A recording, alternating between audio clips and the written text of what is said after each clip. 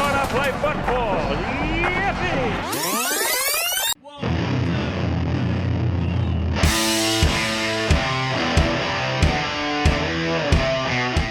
You're listening to The Review on the OSG Podcasting Network.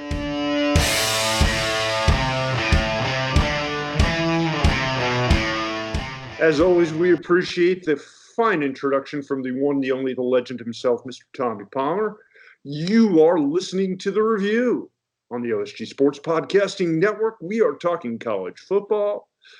We are the online sports guys. He is OSG Nelson. I am OSG Phil. And we're going to talk about a few odds and ends that are going on in the world of college football, because college football never stops. It may slow down, but it never, ever, ever, ever stops.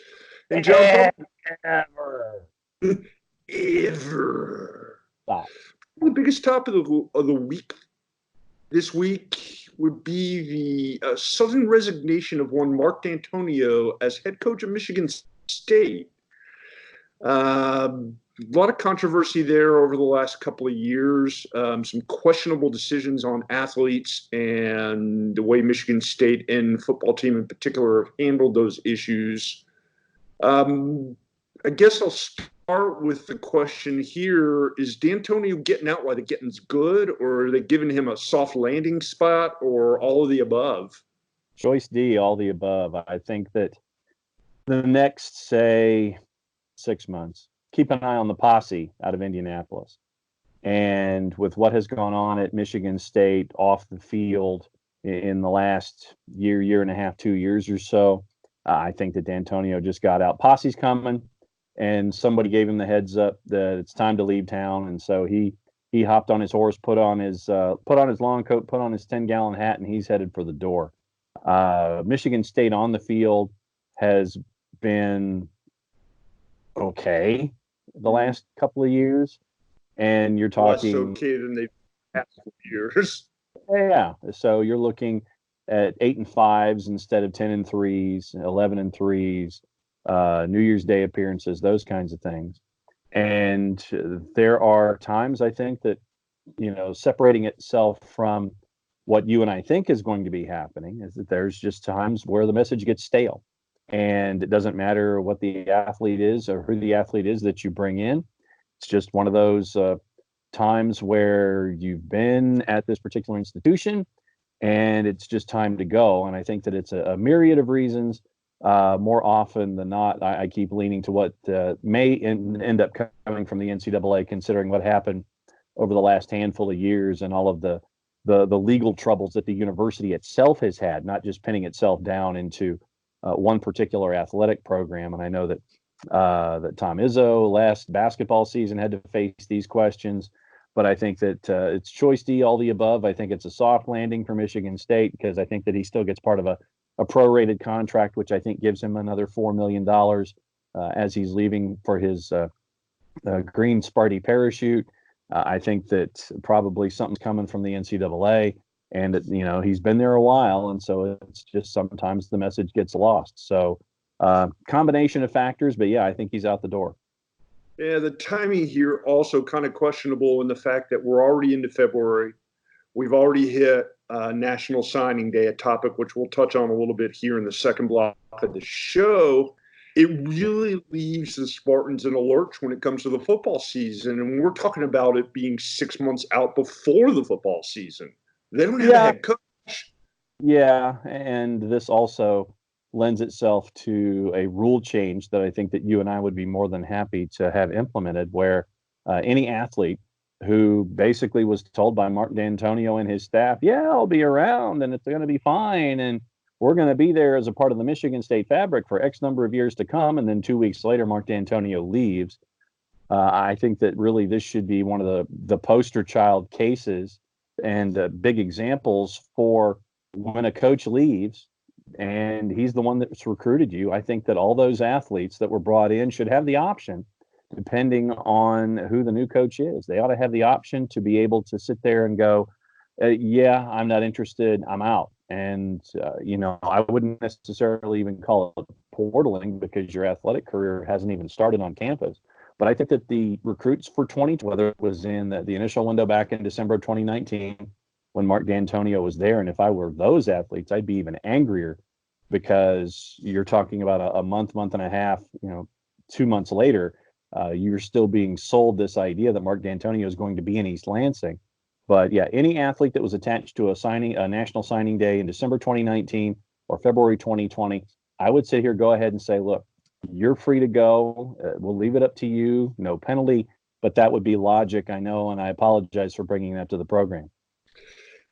And the bigger problem, really, to me, is the fact that there's already been names attached to this job, and every single one of them has said thanks, but no thanks. The latest being Cincinnati head coach Luke Fickell, who was up in the Michigan area over the weekend and was by most considered to be the guy who would step in and take over the program, just based alone on the fact that Fickell has had tremendous success in a short period of time at Cincinnati. And that's exactly what Fickell said was, thanks, but I'm good. Yeah. And when you're a program in the Big Ten with the legacy that Michigan State has, when you've got power or a group of 5-team coaches saying, thanks, but no thanks, I'm good. Yeah. There would be a problem there. And from what I can gather, the Spartans have cast a pretty wide net. Not only have they reached out to Fickell, apparently recently hired Colorado head coach Mel Tucker was asked about it. He too said, thanks, but no thanks, I'm good. Yeah. Same for Pat Nardini and some other people. Where do the Spartans turn at this point? Probably a hot assistant, a regional assistant, a regional DC, regional coordinator, or someone from the Division I AA, the FCS level that wants to take that next big step. And I think that that's where you are right now. You're taking someone who is out of a job, recently out of a job, or someone who wants to jet from a situation that they're currently in, or someone that wants to take that leap. It's not going to be someone who, it's either going to be a retread or it's going to be a young kid who's going to be economically feasible. So you're going to get either end of the spectrum here when it comes to the Michigan State job. I just want to know who's going to want to step into that and what kind of assurances the university has given this individual of either here's the road that we're going to be on, be prepared, or everything's fine. Kevin Bacon in his policeman's outfit, in his guard outfit, is standing on the sidewalk going, stay calm, all is well. So, that to me is the larger question when it comes to what we're staring at with Michigan State. What is Michigan State telling all of these prospective coaches, and who wants the gig? This is going to be some hot assistant or some assistant that really wants to test himself as a 1 and has had a long career as a 2. So it's East Lansing has turned itself into a very interesting proposition. Right. And you would think if the Spartans had somebody on the staff that they thought was worthy of jumping into that position, which happens quite a bit in college football, that would be the option they'd already turned to with all the rejections. Current defensive coordinator Mike Tressel, that name sounds familiar. He's the interim coach, but nobody has said, maybe we should just make Mike the coach, which makes me wonder, A, is there somebody on staff worthy of it? And B, that problem is about to get really bad. And for those of you wondering what the problem is, D'Antonio is subject of a lawsuit filed against the school by a former staffer who says he was wrongfully terminated.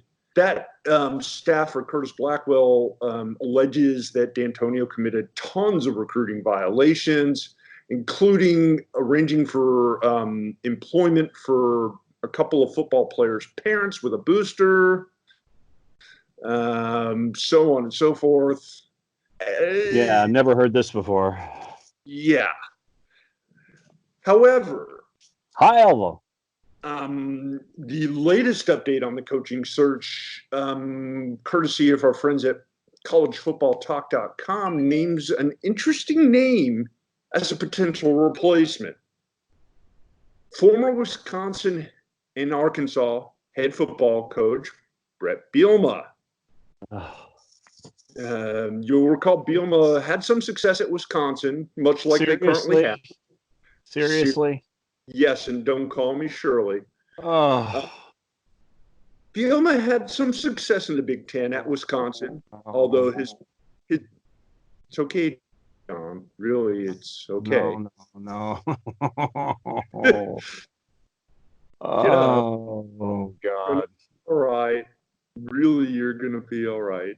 Bielema did have some success with the Badgers, although it really hasn't carried over as he tried to take his Big Ten philosophy down to SEC, formerly well-regarded Arkansas program, and Formerly well-regarded Arkansas, yeah. yeah, damn near spiraled toward the basement. After being asked to leave at Arkansas, Bielema found his way to the NFL, where he was a consultant for the New England Patriots and most recently a defensive line coach for the New York Giants, which pretty much doesn't obligate him to much of anything. No. He's just a guy who could jump in and bridge the gap. He's, for all personality flaws, he's not a bad coach. How much patience is Michigan State going to have bringing in Brett Bielema to recruit all the big uglies that he wants to do the ground and pound and have a drop back passer? I think for me, that's the biggest question.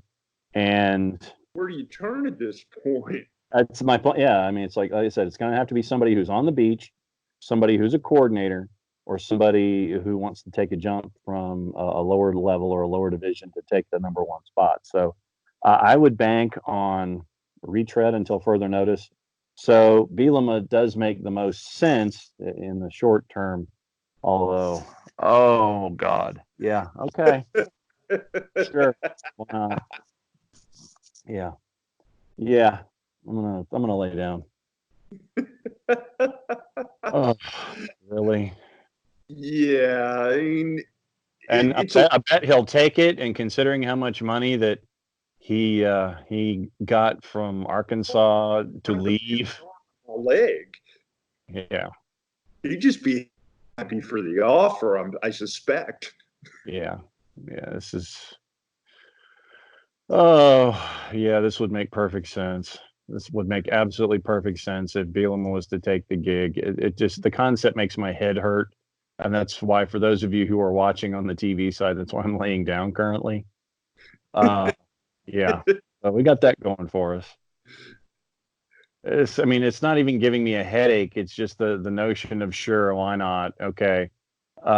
Maybe you've told him that the posse's coming and tell you what, we'll give you 3 to 5 and we'll make it guaranteed and all that kind of stuff. But no, it's sure. Why not? Brett Bielema, why not? Sure. Yeah, either your eyes roll back too far into your head. No, why not? Why not, Brett Bielema? Go for it. You have fun, young man. And that's the problem with college football, I think, in the timing aspect of this. You can't lose it anytime other than the beginning of December, end of November, or the very beginning of January, because if you do, there's a chain reaction that goes on. If one coach leaves and another coach steps up to take his place, that leaves yet another program in lurch. I'm not even talking the carousel season in December where coaches are jumping around all over the place. It doesn't really seem to count much during bowl games as long as somebody's there to run the team. Yeah. What's that? No, I agree with you. No, I'm down with this. My head is still spinning over the notion of Brett Bielema coaching back in the Big Ten. Makes no sense right now. Go ahead and give me a commercial break to recover. Yeah, I was going to say, well, we'll get you your anti-nausea and anti-dizziness medication here. We'll take a break. And in the second block of the show, we'll talk a little bit more about National Signing Day, a couple other odds and ends, including some politicians getting involved in sports. That never happens. Never happens. That and more when the review continues right after this break. Just a flesh wound. Look, stop that! Chicken! Look, I'll have your leg. Enjoy all of our shows from the OSG Sports Podcasting Network. The OSG Sports app is up and running. Download it today. Soccer Down Here is sponsored by Apolinski and Associates, LLC, personal injury lawyers with over 30 years of experience. Call Steve Apolinski at 518-350-4231 or email him at steve@aa-legal.com if you need help with a wrongful death or serious injury matter. Steve Apolinski is rated one of the top 100 trial attorneys in Georgia, recognized as Legal Elite by Georgia Trend magazine for being one of the most effective lawyers in Georgia. If you want to scale a mountain, buy boots. If you want to turn your crush into something more, say hi. At Country Financial, we know protecting the things you love and preparing for tomorrow start with simple steps.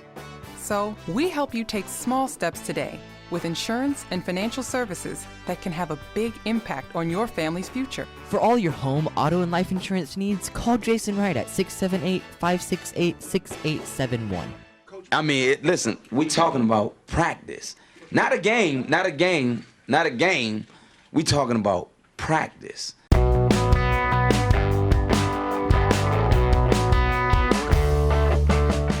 Thanks for sticking around, everybody. You have reached the second block of the review.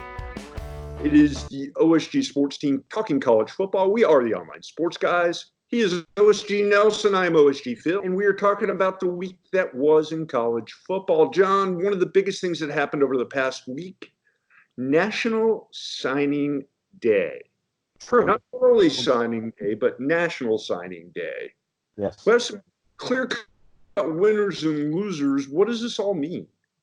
Well, I think that it was an interesting discussion that I had during signing day in and of itself.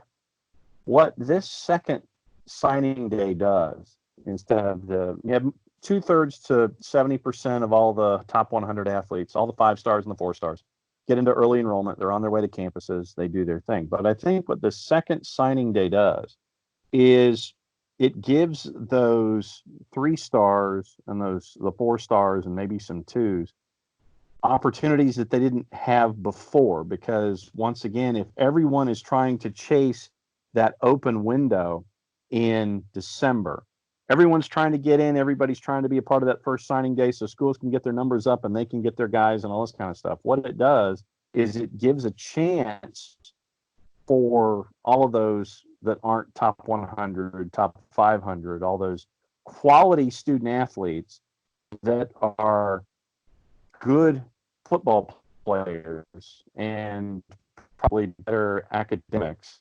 It gives them the chance to lock in a school that they would not have had an opportunity to check out had they decided to make sure that they were going to sign on this open signing day.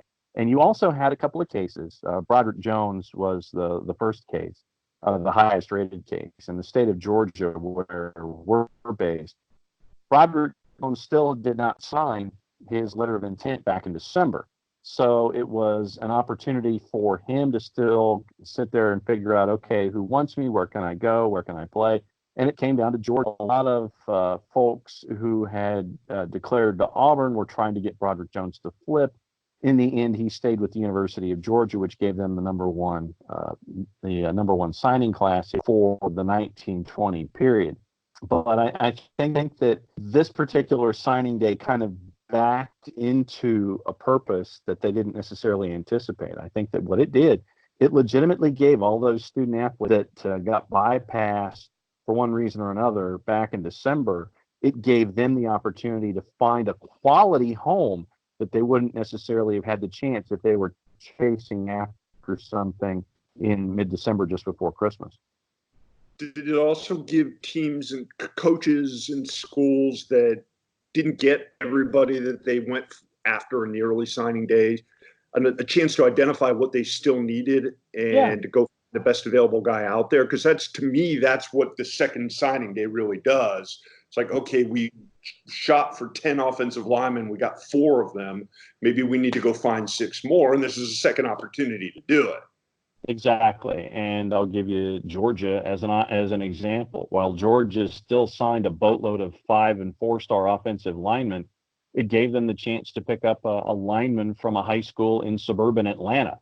And he's a 3-star, But with size and ability, you can coach him into a system. So that gave Georgia the chance to fill in a position of what they thought was need by chasing after offensive linemen this second go around. So yeah, I think it does give those shoppers the chance to sit there and say, hey, as first store, I didn't find my 40-calorie slices of bread, or my oatmeal cream pies. It gives me the chance to sit there and find my oatmeal cream pies or my low-cal bread someplace else, and then you find that new store, you find that new athlete, and you put him on your list, and there you go. So no, I think it filled in those first-time holes too.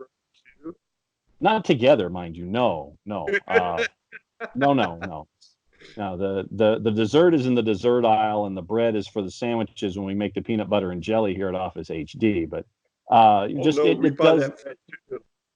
Yeah. So, but no, like I said, it gives it, like you intimated, it does give schools that opportunity to sit there and say, hey, we missed this time around. What do we have as a position of need, whether it was through lack of athlete signing or portaling or what have you? It gives you that chance 6 weeks later to figure out what's on your list and still fill it out. And how much do signing day rankings really need? Because the folks here in the Georgia area, we won recruiting. We were number one. Does it really mean anything to be the top ranked team when it comes to recruiting?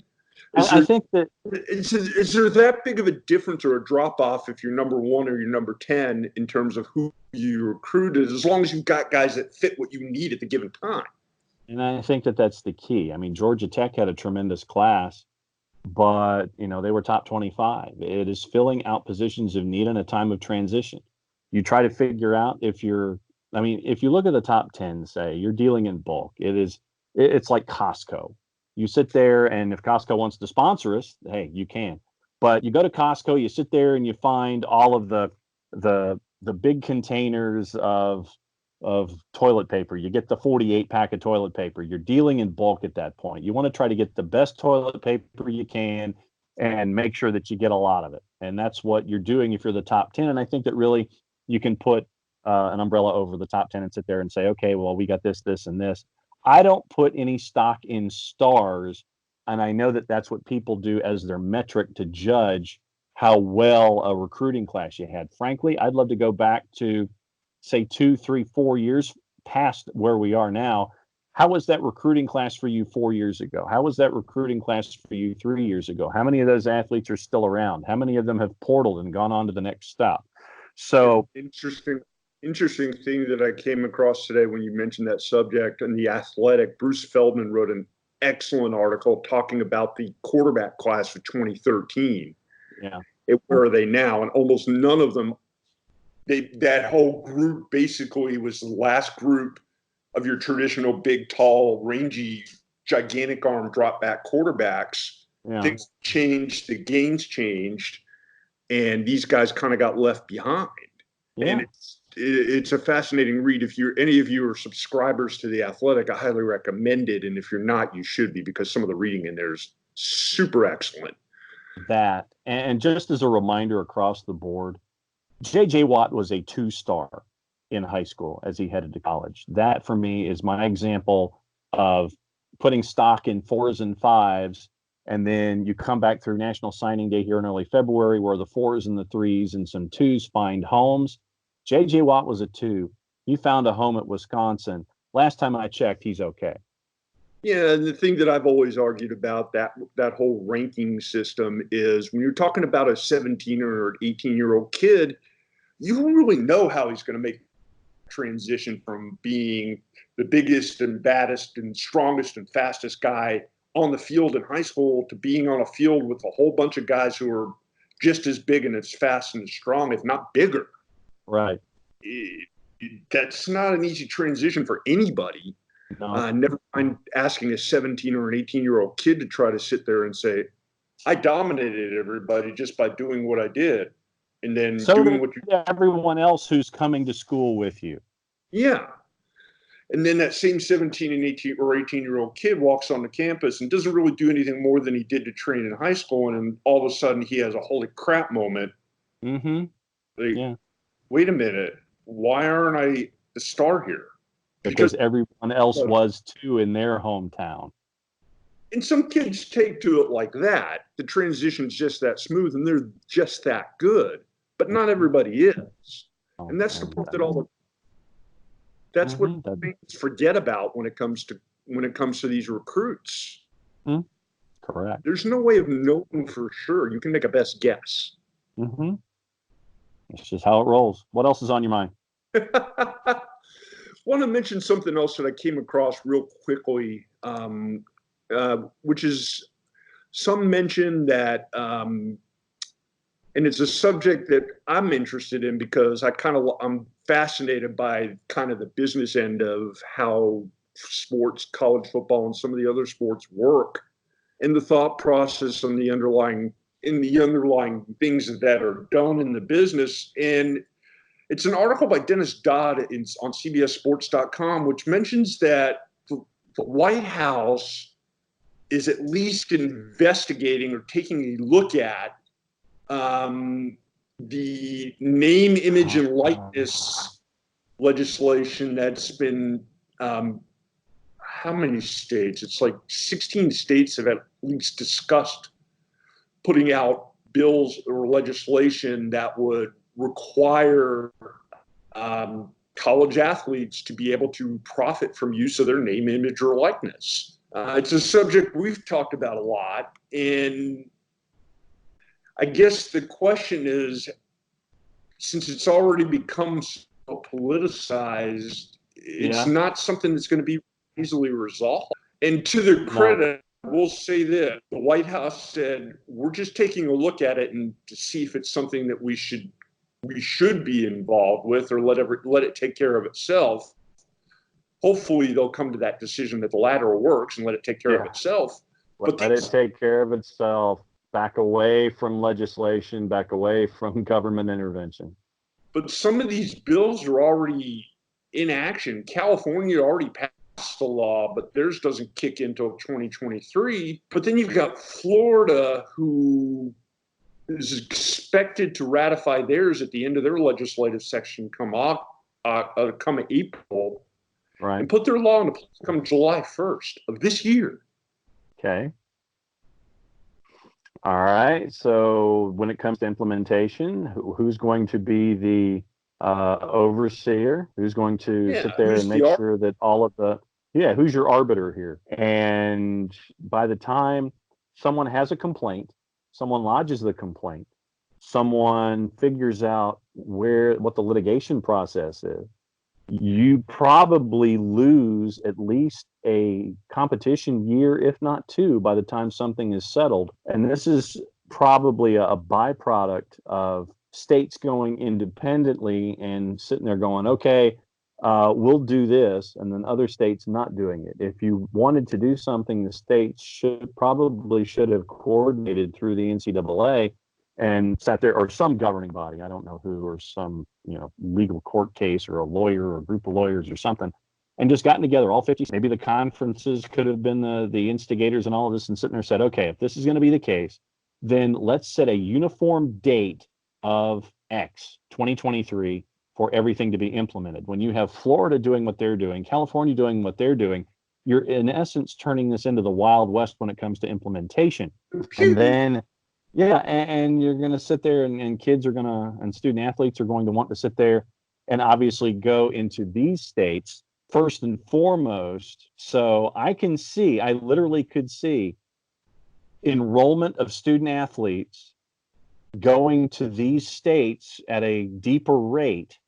And you could have some student athletes who could sit there and be football players. And, if they have the chance of going to, say, the University of Florida, or to Ole Miss or South Carolina, or pick another state in that region.